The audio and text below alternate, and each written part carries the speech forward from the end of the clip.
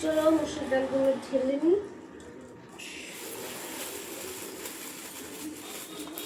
খানিক ছিল, তাও লিখে দিলাম, আনতে তো হবেই।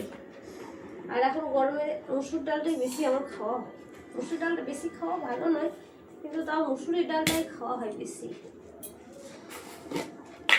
মুগ ডালটা অনেকদিন থেকে এটা দেওয়া যাবে না, সবটা ধুলো আছে।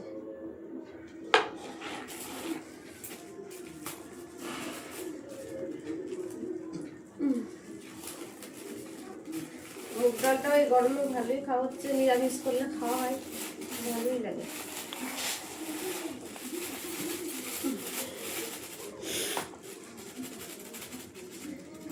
পাঁচশো মুগ ডাল, 500 মসুর ডাল।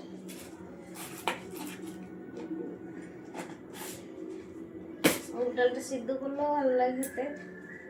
বেসনটা ছেলেটাকে লিখতে বলে কি বেসনটা লেখে, তো এইটাতে কি ঢালুন, চাটাতে ঢালুন। আর বাকি জিনিসগুলো সব আছে, ওইগুলো এখন সব ঢালবো না, সব রেখে দেবো ওই শোকেসে এইগুলো সাজিয়ে, যখন যেটা বানানো হবে তখন সেটা ইয়ে করে নিই। চারটা বদলতে ঢেলে নিই।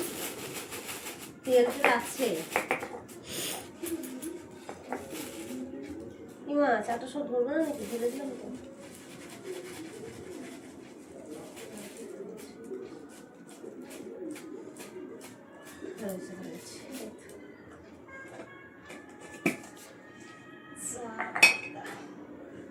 এটাতে একটা কিছু ঢালা ছিল, কিন্তু ঢালবো কি জানি না, চিনিটা এতে ঢেলে নিতে হবে।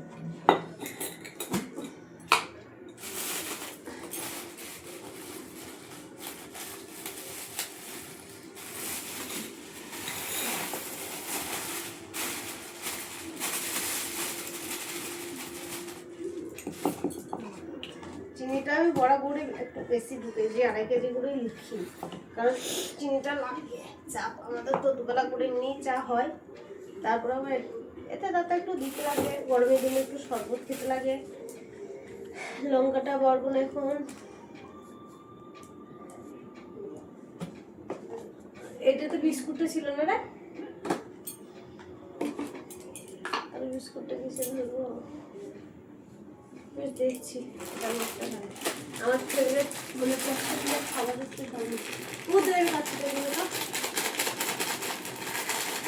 ছিল না, দেখছো না কি সুন্দর ফ্রেশ ডাল মধ্যে, মানে কোনো ইয়ে নেই কো।